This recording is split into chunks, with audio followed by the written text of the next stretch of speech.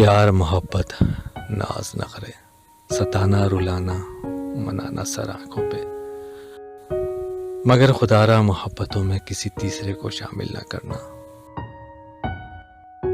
दुआओं में याद रखना भी मोहब्बत है। मोहब्बत और इज्जत के लिए झुक जाए, लेकिन झुककर कभी इज्जत और मोहब्बत मत मांगे। मोहब्बत अगर हुस्न से होती तो खुदा का भी दिल ना बनाता, और अगर मोहब्बत सूरत से होती तो खुदा कभी सीरत ना बनाता।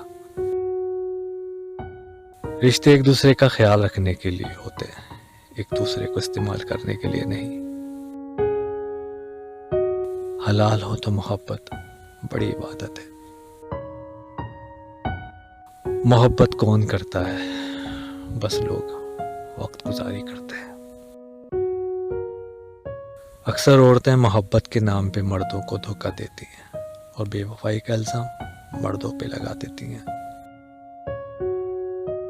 औरत एक मोहब्बत के बाद दूसरी मोहब्बत कर लेती है, मगर मर्द एक मोहब्बत के बाद सारी जिंदगी उसी मोहब्बत के लिए गुजार देता है।